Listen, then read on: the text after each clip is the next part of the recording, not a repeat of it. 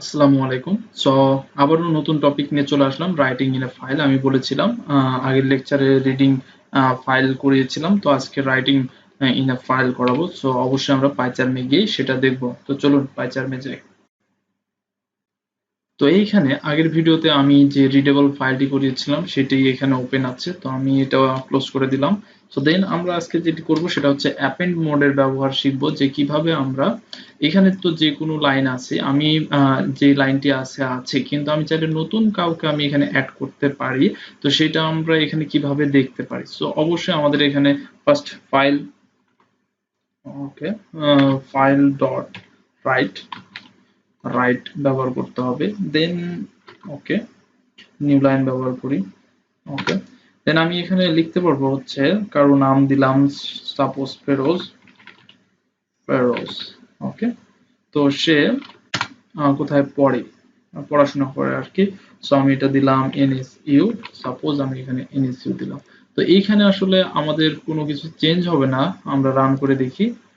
তো ওকে, এখানে আমাদের কোনো কিছু চেঞ্জ হবে না, বাট আমাদের এই ফাইলটি আমরা এখানে ফাইলে খুঁজে পাবো, যে এখানে আমাদের ক্রিয়েট হয়ে গেছে ফাইলটি।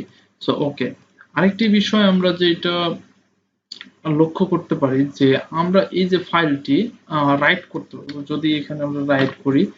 সো ওকে, আমরা এটা কপি করে নেই। সো ওকে, যদি এখানে আমরা রান করি তাহলে কি আসে আমরা দেখি।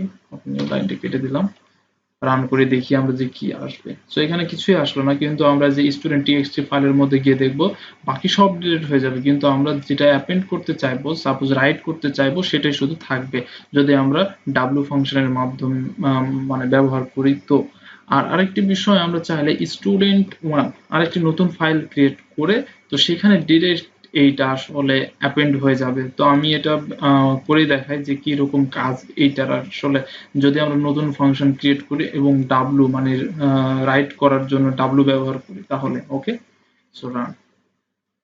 তো এখানে কিছুই হইল না, এইখানেও দেখি কিছুই হইল না, তবে আমাদের এটা ফাইলটি স্টুডেন্ট ওয়ান নামের একটি, এই যে দেখেন এখানে ওয়ান নামের একটি ফাইল ক্রিয়েট হয়ে গেছে। তো আমরা এটা ওপেন করে দেখি। দেখুন এখানে ফেরোজ এনএসইউ নামে একটি নতুন ফাইল ক্রিয়েট হয়ে গেছে। তো আশা করি এটা বুঝতে পেরেছেন। আমি এখানে আবারও দিয়ে দিলাম এটা। ওকে, সো আশা করি আপনারা এই যে রিডেবল এন্ড রাইটেবল এই দুই বিষয়টি বুঝতে পেরেছেন ভালো মতো।